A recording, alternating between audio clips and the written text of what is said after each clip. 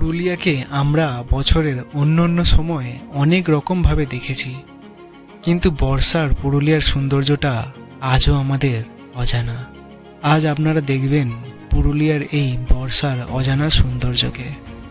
আছে সবুজে ঘেরা পাহাড়, বর্ষায় এই উপচে পড়া ঝর্ণা, বাহারি পথ, আর বাড়তি পাওনা হিসাবে শরৎকালের মতো নীল আকাশ। ভিডিও শেষে আপনি ধরতেই পারবেন না এটাই কি আমাদের পুরুলিয়া। মনে হতেই পারে উত্তরবঙ্গের কোনো পাহাড়ে ভ্রমণ করতে বেরিয়েছি। এ থেকে অনেকটা জার্নি করে এত সুন্দর ভিউ হতে পারে আমি কল্পনাও করিনি। তবে পুরুলিয়ার পুরো সিরিজ দেখলে আমি গ্যারেন্টি দিয়ে বলতে পারি পুরুলিয়া ট্যুর জীবনে একবার হলেও করতে চাইবেন, এই পুজো বা আসছে শীতকালে। আর যারা পুরুলিয়ায় আগে গেছেন তারা এই বর্ষার সৌন্দর্যকে পাওয়ার জন্য পুরুলিয়ার প্ল্যান আবারও করে ফেলবেন। এটাই পুরুলিয়ার সবথেকে সুন্দর জায়গা। কি দেখছি, জন্মান্তরও ভুলব না। তাহলে আর বেশি না বকে শুরু করা যাক আমাদের এই পুরুলিয়ার সিরিজ।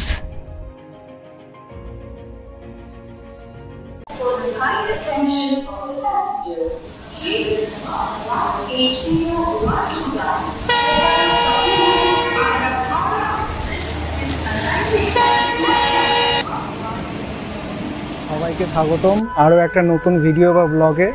আজকে আমাদের গন্তব্য হচ্ছে পুরুলিয়া। এখন আছি হাওড়া জংশনে। এবার এখান থেকে ধরবো চক্রধরপুর এক্সপ্রেস। দেখা যাক। জীবনে কোনোদিন একা ট্রাভেল করিনি, এটাই আমার জীবনের প্রথম সোলো ট্রাভেল। ভয়ে আছি, চিন্তায় আছি। আমি একা যাচ্ছি না, আমার সাথে তো আপনারা তো আছেনই, তাই মনে একটু সাহসও আছে। তাহলে আমি একা নয়, আমার সাথে আপনারাও চলুন আর পুরুলিয়ার সৌন্দর্য উপভোগ করুন। চলুন সবাই মিলে একসাথে এবার ট্রেনে উঠে পড়ি। আমাদের ট্রেন এবার আসলোই বলে। Train number 18011 Howrah Chakradharpur express দিয়ে দিয়েছিল তখন 20 নম্বর প্ল্যাটফর্মে। এটি প্রতিদিনই রাত 12:05 ছাড়ে আর পুরুলিয়া পৌঁছায় সকাল 6:30। তবে আমার গন্তব্য ছিল বরাভূম স্টেশন, পুরুলিয়া জংশন থেকে আরও 3টে স্টেশন পর, কারণ সেখান থেকেই পুরুলিয়ার অযোধ্যা সার্কিটটা ভালোভাবে ঘোরা যায়। এই হাওড়া চক্রধরপুর এক্সপ্রেসে যারা স্লিপারে যাবেন তাদের ট্রেনের কোচ একদম সামনের দিকে পড়বে। আমার কোচ নম্বর ছিল S3 আর বাথ নম্বর ছিল 42, মিডিল বার্থ। হাওড়া থেকে বরাভূম পর্যন্ত আমার ভাড়া স্লিপারে পড়েছিল 230 টাকা। এসি থার্ড টিয়ারে ভাড়া পড়বে 620 টাকা, এসি সেকেন্ড টিয়ারে ভাড়া পড়বে 880 টাকা, আর এসি ফার্স্টে ভাড়া পড়বে 1465 টাকা। এছাড়াও পুরুলিয়া যাওয়ার আরও 2টো ভালো ট্রেন হলো 12883 রূপসী বাংলা এক্সপ্রেস আর হাওড়া রাঁচি বন্দে ভারত এক্সপ্রেস। তাদের ভাড়ার তালিকা আমি স্ক্রিনে দিয়ে দিলাম, আপনারা দেখে নিতে পারেন। ঘড়িতে তখন রাত 1:20। সেদিন ট্রেন তার 1 ঘন্টা 15 মিনিট লেটেই চলছিল। সেদিন আর অফিস থেকে বাড়ি ফেরা হয়নি। সেদিন সোজা আমার গন্তব্য ছিল পুরুলিয়া। শরীরে সারা দিনের ক্লান্তি নিয়ে এই ট্রেন জার্নি শুরু করেছিলাম। কিছুক্ষণ পরই আমার সিটে গিয়ে শুয়ে পড়লাম। যতক্ষণ না বরাভূম পৌঁছাচ্ছে ততক্ষণ পুরুলিয়ার কিছু গল্প আপনাদের শোনাই। ছোট নাগপুর মালভূমি হল পূর্ব ভারতের একটি মালভূমি, যা ঝাড়খণ্ড রাজ্যের পাশাপাশি ছত্তিশগড়, উড়িষ্যা, বিহার এবং পশ্চিমবঙ্গের পুরুলিয়া জেলার অংশ জুড়ে রয়েছে।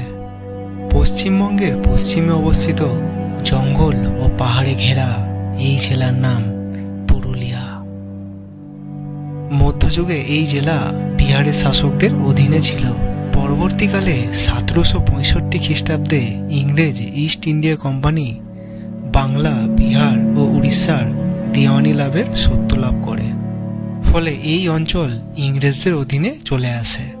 ইংরেজ অত্যাচারের বিরুদ্ধে এই জেলায় সাঁওতাল ও চোয়ার বিদ্রোহ দেখা যায়। তখন 1856 সালে ইংরেজ সরকার এই জেলাকে সাঁওতাল পরগনায় অন্তর্ভুক্ত করে এবং নতুন অঞ্চল তৈরি করে। স্থানটি প্রথমে বিহার রাজ্যে অন্তর্ভুক্ত ছিল।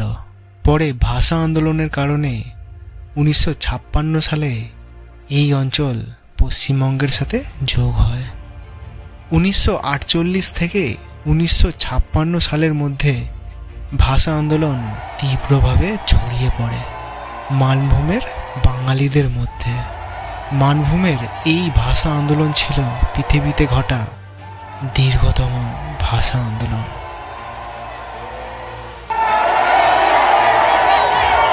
বিহারের মানভূম, পশ্চিমবঙ্গের বাঁকুড়া ও পশ্চিম বর্ধমানের কিছু অংশ নিয়ে নতুন জেলার নাম হয় পুরুলিয়া।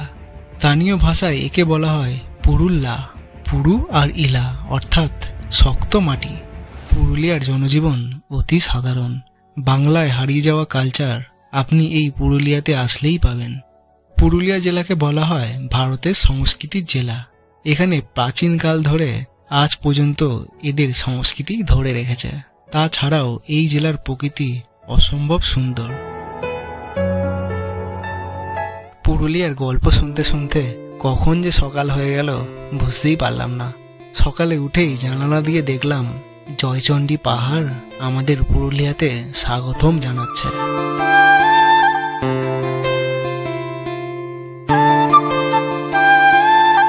চারিদিকে যেন সবুজের সমারোহ। এই বর্ষায় পুরুলিয়ার প্রকৃতি যেন দ্বিগুণ সৌন্দর্য লাভ করেছে।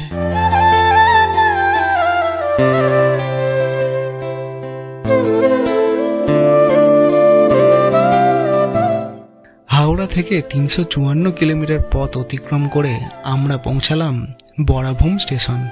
ঘড়িতে সময় তখন সকাল 9:10। প্রায় 2 ঘন্টা লেট ছিল আমাদের ট্রেন। অযোধ্যা সার্কিট শুরু থেকে ঘুরতে চাইলে আমার মতে এই বরাভূম স্টেশনেই নামা উচিত, যার পুরুলিয়া জংশন থেকে আরও 3টে স্টেশন পর আসে। এরপর আমাদের গন্তব্য ছিল বরাভূম থেকে বাঘমুন্ডি, কারণ সেখান থেকেই পুরো অযোধ্যা সার্কিটটা ঘোরার প্ল্যান ছিল। বাঘমুন্ডি যেতে সময় লাগবে 25 মিনিট মতো। অটো করে বাঘমুন্ডি যাওয়ার খরচা পড়বে শেয়ারিংয়ে 30 থেকে 50 টাকা, আর রিজার্ভ করলে ভাড়া পড়বে 300 থেকে 400 টাকা। তবে বেস্ট অপশান হলো বাসে করে বাঘমুন্ডি যাওয়া, সেখানে 30 টাকাই খরচা পড়বে। ভাবুন আমাদের যাত্রাপথটাই এত সুন্দর, তাহলে পুরো অযোধ্যা পাহাড়টা কতটা সুন্দর হতে পারে। প্রকৃতির সৌন্দর্য দেখতে দেখতে পৌঁছে গেলাম বাঘমুন্ডি। বরাভূম থেকে সোজা চলে এলাম বাঘমুন্ডি। বাঘমুন্ডিতে এখানে হোটেল নিয়েছি। হোটেলের ডিটেলস আমি পরে দিয়ে দিচ্ছি। এবার সাইট সিন করতে বেরোচ্ছি, আর এসে আপনাদের হোটেলসের ফুল ডিটেলস আর আমি যার সাথে যাচ্ছি তারও সব কিছু ডিটেলস আমি দিয়ে দিচ্ছি। আমি অটোয় করে এসেছিলাম। এখানে বরাভূম থেকে বাঘমুন্ডি পর্যন্ত আপনার ভাড়া নিল 50 টাকা, কিন্তু ওটা 30 টাকা হবে, এটা মাথায় রাখবেন। সে যাই হোক, ওখানে বাস ছিল না বলে আমি একটু বাধ্য হয়েছিলাম, কিন্তু যদি বরাভূম থেকে বাঘমুন্ডি আসেন তাহলে 30 টাকা ভাড়া, মাথায় রাখবেন। হ্যাঁ, ওইটাই তো পুজোর সময়তেই ছুটি না। আমি যেহেতু একা ট্রাভেল করছি, তাই এখানকার লোকাল দুলাল দাকেই বলেছিলাম। ইনি এখানকার খুব জানা পরিচিত একজন মানুষ। বাইকে করে ট্যুরিস্টদের ঘোরান আর গাইডেরও কাজ করেন। যদি কেউ ফ্যামিলি নিয়ে আসেন, ইনি গাড়ির ব্যবস্থা করে দেন। আমি নাম্বার স্ক্রিনে দিয়ে দিলাম, আপনারা যোগাযোগ করে নিতে পারেন। বর্ষায় পুরুলিয়া তার প্রকৃতি যেন এক অন্য রূপ নিয়েছে।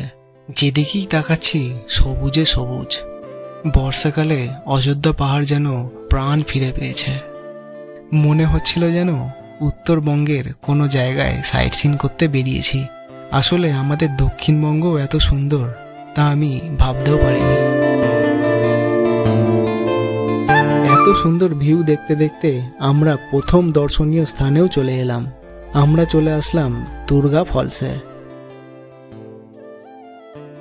আমরা এখন চলে এসেছি দুর্গা ফলসে। এই যে সব সাবধানে নামতে হবে, অতি সাবধানে আপনাদের নামতে হবে। অন্য অন্য ফলসে গেলে যেমন পাকা সিঁড়ি থাকে, এখানে সেরকম নেই। আর ওপর থেকে ভিউটা ছিল ঠিক এই রকম।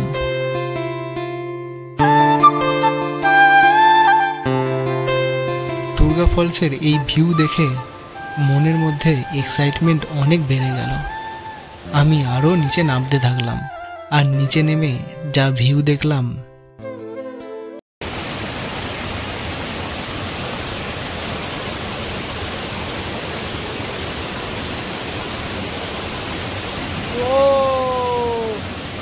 দারুণ দারুণ। বর্ষায় দুর্গা ফলস যেন তার অন্য রূপ নিয়েছে।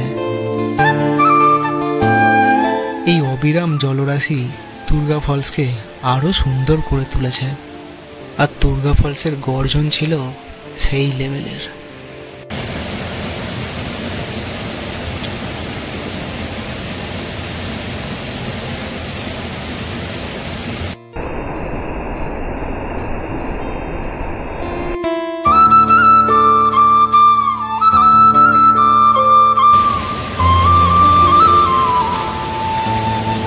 মনে হচ্ছিল যেন এখনই যাই আর গিয়ে স্নান করে নি এই সুন্দর জলপ্রপাতের সামনে। রাস্তার যে চড়া, বাপরে। আপনারা সাবধানে উঠবেন আর নামবেন তো অবশ্যই সাবধানে। দুর্গা ফলসের সামনেই এই রকম পুরুলিয়ার শিল্পকলা অনেক রকমের জিনিস বিক্রি হচ্ছে। স্মৃতি করে রাখার জন্য এখান থেকে কিছু কিনেই নিয়ে যেতে পারেন। এরপর আমাদের গন্তব্য ছিল বামনি ফলস। দুর্গা ফলস থেকে বামনি ফলসের দূরত্ব 2 কিলোমিটার। বর্ষায় পুরুলিয়ার অযোধ্যা পাহাড় যেন কেউ সবুজে কালার করে দিয়েছে। আর তার উপর এই নীল আকাশ, মনে হচ্ছিল যেন এক অন্য দেশে চলে এসেছি। এসব দেখতে দেখতেই চলে এলাম। আমরা এখন চলে এসেছি বামনি ফলসে। হ্যাঁ হ্যাঁ ঠিক আছে। এখানে কোনো প্রবেশ মূল্য নেই। এখান থেকে এবার আমাদের যেতে হবে বামনি ফলসের দিকে। আর একটু নিচের দিকে নামতেই দেখতে পাবেন ঠিক এই রকম মন মুগ্ধ করা দৃশ্য। কিন্তু আমাদের থামলে হবে না, আমাদের যেতে হবে 700টি সিঁড়ি বেয়ে বামনি ফলস। অফিসিয়ালি 400টি সিঁড়ি, কিন্তু আনঅফিসিয়ালি প্রায় 700টি সিঁড়ি। কিছুটা যেতেই দেখতে পাবেন বামনি ফলস। এত কাছ থেকে ঝর্ণা দেখার এক আলাদাই ফিলিংস।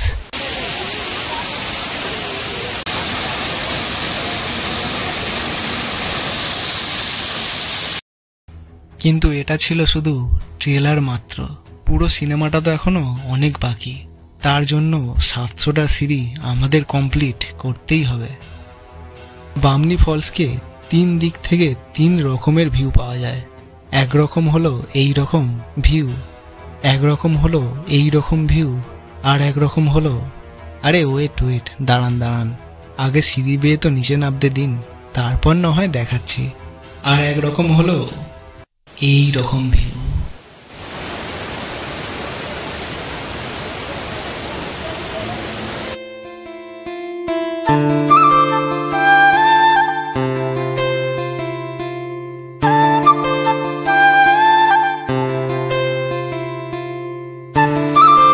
বর্ষায় বামনি ফলস যেন গর্জন করে তার জলধারের স্রোতে ফুলে উঠেছে এবং সবুজ পাহাড়গুলো প্রাণবন্ত রঙের সাথে জীবন্ত হয়ে উঠেছে।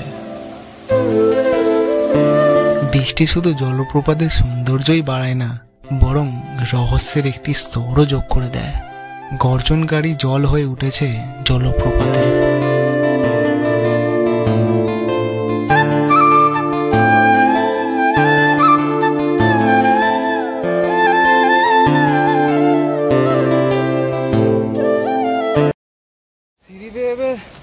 দুর্গা ফলসে নেমে তো পড়লাম, কিন্তু এবার ওঠার সময় বাপরে, যদি বয়স্ক মানুষ থাকেন আমি বলবো নিচে নাই নামুন। কিন্তু নিচে নামলে যে সৌন্দর্যটা পাবেন ওপর থেকে দেখলে তা কখনই পাবেন না। একটা কথা বলে রাখি, খুব সাবধানে এখানে নামবেন আর উঠবেন। একটু এদিক ওদিক হলেই সোজা পাহাড়ের খাদে। ওপরে ওঠার সময় রেস্ট নিয়ে নিয়ে অবশ্যই উঠবেন, না হলে শ্বাসকষ্ট হবে মারাত্মক।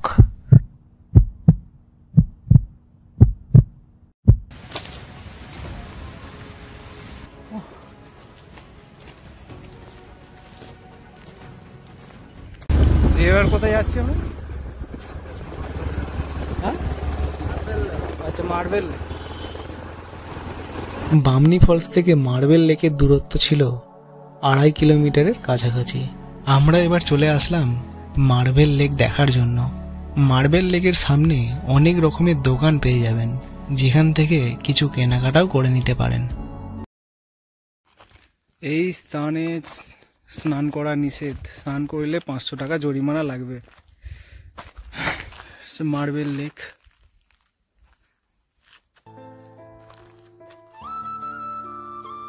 আমি বছরের অন্য অন্য সময় অনেক ভিডিওতে মার্বেল লেককে দেখেছি, কিন্তু চারিদিকে সবুজে ঘেরা মার্বেল লেককে প্রথমবার দেখছি। অসাধারণ ভিউ, কোনো কথা হবে না। আমার কি ভুল হয়েছিল জানেন, একটা জলের বোতলও নিয়ে আসেনি আর ছাতাও নিয়ে আসেনি। বিরাট বিরাট গরম, বিরাট। বর্ষাকাল হলে কি হবে, প্রচুর গরম। বর্ষায় যদি 30 থেকে 32 ডিগ্রি গরম সহ্য করতে পারেন এই পুরুলিয়ার, তাহলে এই সময় এখানে আসলে ঠিক এই রকমই ভিউটা পাবেন। এবার কোথায় যাচ্ছে? হ্যাঁ, আচ্ছা, মরুভূমাটা। মার্বেল লেক থেকে মরুভূমা ড্যামের দূরত্ব ছিল 17 কিলোমিটার, কিন্তু আমাদের দুলালদা এমন এমন রাস্তা আর শর্টকাট দিয়ে নিয়ে গিয়েছিল যার গুগল ম্যাপেও তার খোঁজ পাওয়া প্রায় অসম্ভব। তাই এখানকার লোকাল গাইডদের উপর ভরসা করা অত্যন্ত জরুরি। কেউ ঠিকই বলেছিল, গন্তব্যর থেকে যাত্রাপথ যদি আরও সুন্দর হয় তাহলে এর থেকে বেশি কী বা আশা করা যায়। পুরুলিয়ার প্রাকৃতিক সৌন্দর্য যেন মন মুগ্ধ করে দিচ্ছিল আমার। মনে হচ্ছিল, এ কোথায় এলাম আমি? এটাই কি আমাদের ভারতবর্ষ? এই কোশ্চেনটাই মাথায় আসছিল বারবার।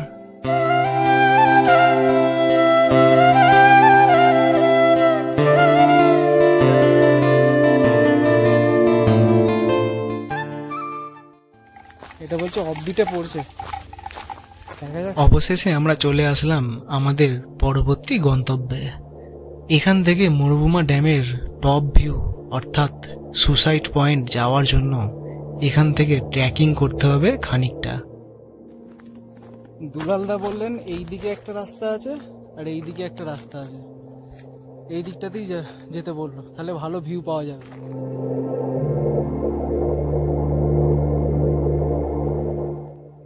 উফ, অসাধারণ।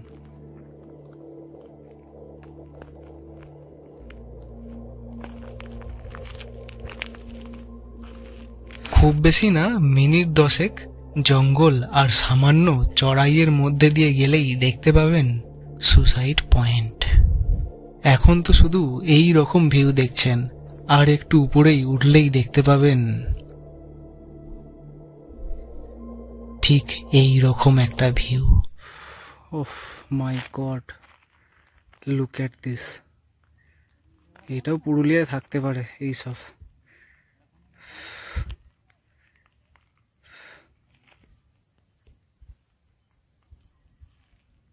এ থেকে অনেকটা জার্নি করে এত সুন্দর ভিউ হতে পারে আমি কল্পনাও করিনি। এইটাই আমাদের পশ্চিমবঙ্গ, ভাবুন, ভেবে দেখুন। ওফ, অসম্ভব সুন্দর।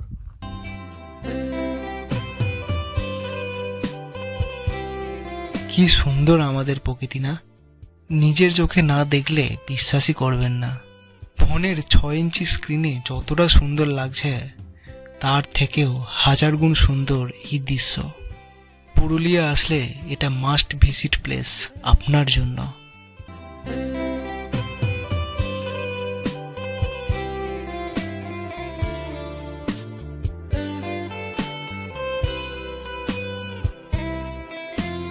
উত্তরবঙ্গে এই রকমের লোকেশন হয়তো অনেক পাবেন, কিন্তু দক্ষিণবঙ্গে হাতে গোনা এই রকমের লোকেশন হয়তো গুটি কতকই আছে।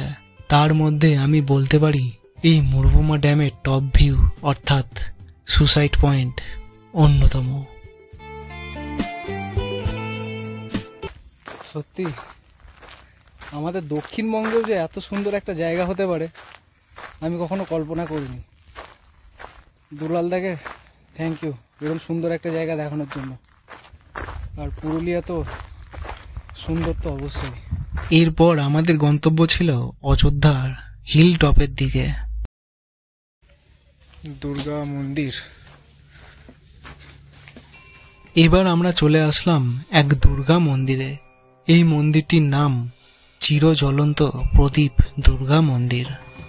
চিরজ্বলন্ত প্রদীপ দুর্গা মন্দির বলার কারণ, এখানে যে প্রদীপটি মায়ের হাতে রয়েছে সেটি 42 বছর ধরে জ্বলে আসছে, এখনো পর্যন্ত একবারও নেমেনি। এবার আমাদের পরবর্তী গন্তব্য ছিল সীতাকুণ্ড। সীতাকুণ্ড বলার কারণ, স্থানীয় মানুষরা বলে থাকেন ত্রেতা যুগে বনবাসের সময় রামচন্দ্র ও সীতা দেবী এখানে কিছুদিনের জন্য ছিলেন।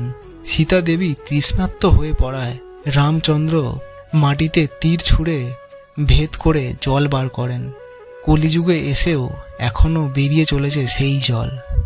এখানকার মানুষদের কাছে এই জায়গাটি খুবই পবিত্র। আশেপাশের কুয়োর থেকে জল শুকিয়ে গেলেও এখানকার জল কখনো শুকোয় না, বেরোতে থাকে ঠান্ডা শীতল জল। এবার আমাদের গন্তব্য পুরুলিয়ার সব থেকে পপুলার জায়গা এবং সুন্দর জায়গা আপার ড্যাম। সীতাকুণ্ড থেকে আপার ড্যামের দূরত্ব ছিল কম বেশি 4 কিলোমিটার।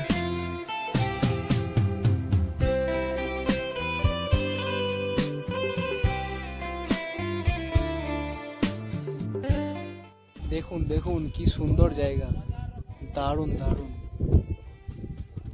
এটাই পুরুলিয়ার সব থেকে সুন্দর জায়গা আপার ড্যাম। সত্যি অসাধারণ একটা জায়গা। পুরুলিয়া আসলে upper dam must visit place আপনার জন্য।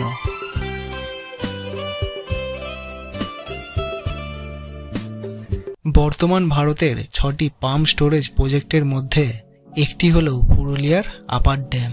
পাম্প স্টোরেজ প্রজেক্টের ক্ষেত্রে পার্বত্য অঞ্চলে 2টি ড্যাম নির্মাণ করা হয়, একটি কিছুটা উপরে আর একটি কিছুটা নিচে। পুরুলিয়ার এই পিক টাইমে অর্থাৎ বিদ্যুতের চাহিদা যখন বেশি থাকে তখন আপার ড্যাম থেকে জল সুড়ঙ্গের সাহায্যে লোয়ার ড্যামে পাঠানো হয়। এই সময় টারবাইন ঘুরিয়ে বিদ্যুৎ উৎপাদন করা হয়। পরে লোয়ার ড্যাম থেকে আবার জল আপার ড্যামে তোলা হয়। এইভাবে সাইকেলিং ওয়েতে ইলেকট্রিসিটি জেনারেট করা হয়, যা পার্শ্ববর্তী অঞ্চলে বিদ্যুতের চাহিদা পূরণ করে। আপার ড্যাম থেকে নিচে নামার সময় কতগুলো ভিউ পয়েন্ট পাবেন। এখান থেকে লোয়ার ড্যামের ভিউটা ছিল ঠিক এতটাই সুন্দর।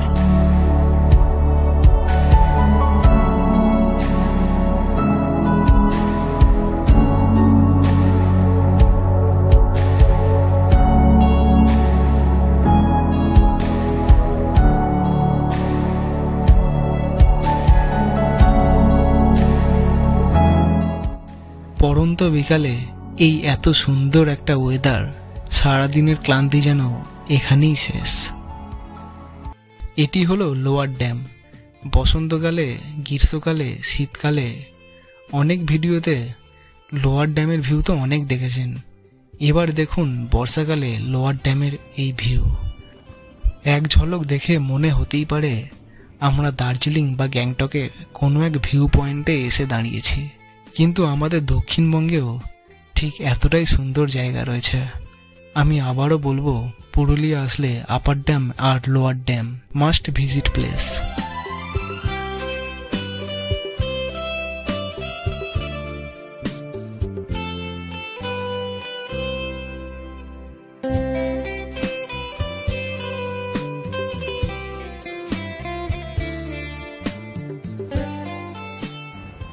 দেখুন শুধু ভিউটা, উফ, জাস্ট অসাম।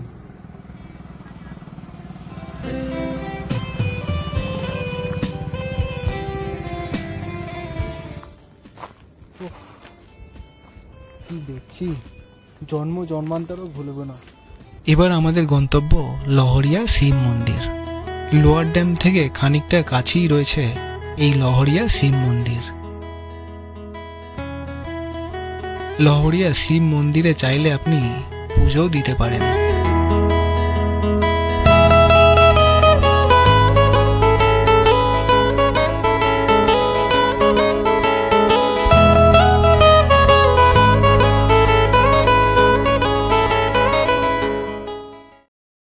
এই মন্দির মন্দির থেকে এই রাস্তাটা গিয়ে সোজা এইদিকে ড্যামের দিকে পড়ছে। দারুণ দারুণ। লহরিয়া শিব মন্দিরের একদম গায়েই রয়েছে লহরিয়া ড্যাম। এখানে চাইলে বিকালের কিছুটা সময় আপনি প্রিয়জনদের সাথে কাটাতেই পারেন। পরন্ত বিকালে সূর্য যখন অস্ত যায়, অযোধ্যা পাহাড়ের এই অচেনা দৃশ্য দেখে অবাক হয়ে চেয়ে রইলাম। এটাই কি আমাদের ভারতবর্ষ? এটাই কি আমাদের পশ্চিমবঙ্গ? পুরুলিয়ার অযোধ্যা পাহাড়কে আমাদের দক্ষিণবঙ্গের মিনি সুইজারল্যান্ড বললেও কিছু কম হবে না। এই বর্ষাকালে না আসলে পুরুলিয়ার এই অযোধ্যা পাহাড়ের সৌন্দর্য আমি কখনো হয়তো দেখতেও পেতাম না।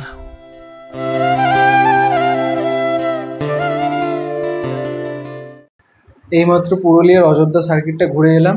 আর সকালে আমি এই রুমের ট্যুরটা আপনাদের দেখাতে পারিনি। এদিকে আছে আয়না, এদিকে টিভি চলে কি জানি না, ওদিকে লাইট, এদিকে বাথরুম, কোমোড। এই রুমটাই 600 টাকা বলছিল, কিন্তু আমি 400 টাকায় বললাম। একটু বার্গেনিং করতে হবে আপনাদের। আর এই হোটেলটার নাম হলো আপনার কানার tourist and lodge. Phone number আমি দিয়ে দিচ্ছি। আপনারা যখন এই পুরুলিয়া আসবেন, যদি প্রয়োজন মনে করেন, এই হোটেলের সাথে কন্ট্যাক্ট করতে পারেন। আমাদের সাথে আছে এখন দুলালদা। এনার সাথেই আমি আজকে মানে সারাদিন ঘুরেছি। আর দাদার নাম্বারটা একটু দিয়ে দিন। তো আমার মোবাইল নাম্বার হচ্ছে 9832438342। আমি এখানেরই লোকাল ছেলে। আমার নিজস্ব বাইক আছে, আমি বাইকে করে পর্যটকদের ঘুরাই। আবার কেউ যদি ফ্যামিলি বা গ্রুপ নিয়ে বেড়াতে আসে, তাহলে তাদের হোটেল, গাড়ি, যা কিছু পরিষেবা দরকার সেগুলো ব্যবস্থা করে থাকি। এবং যদি তারা নিজের গাড়ি নিয়ে আসেন এবং ঘোরার জন্য যদি গাইড দরকার হয়, তাহলেও তাদের সাথে, যদি তাদের গাড়িতে বসার জায়গা না হয় তাহলে নিজের বাইকে নিয়ে গাইড করা হয়। আবার যদি তাদের গাড়িতে বসার জায়গা হয় তাহলে তাদের গাড়িতে বসেও কিন্তু গাইড করা হয়। এভাবে পর্যটককে বিভিন্ন পরিষেবা দেওয়া হয়। আর দাদার সাথে যদি সিজনে আসতে হয় তা কিন্তু আগে থেকে যোগাযোগ করবেন। হ্যাঁ, অবশ্যই। দেখুন, আপনি যে একটা ডেট নিয়ে আসবেন, সেই ডেটে যদি আমি অন্য কারোর সাথে বুকিং থাকি তাহলে ওটা তো আর হবে নাই। ঠিক আছে, দাদার সাথে যোগাযোগ করবেন। পুরুলিয়া আসলেই দুলালদাকে অবশ্যই মনে রাখবেন। এরপর দেখা হচ্ছে আপনাদের সাথে সোজা কালকে। চলুন, টাটা, বাই বাই। আবার দেখা হচ্ছে সোজা কালকে। আমি কোথাও যাইনি, এই পুরুলিয়াতেই আছি। আবার আসছি খুব তাড়াতাড়ি। পরবর্তী পর্বে থাকছে আরও অ্যাডভেঞ্চারাস, আরও সুন্দর সুন্দর পাহাড়, আরও নতুন কিছু ওয়াটারফলস, যা দেখে ভাবতেই পারবেন না এইসব দর্শনীয় স্থান পুরুলিয়াতে থাকতে পারে। আরও একবার বলি, আমি পুরুলিয়াতেই আছি, কোথাও যাইনি। দেখা হচ্ছে সবার সাথে পরের পর্বে।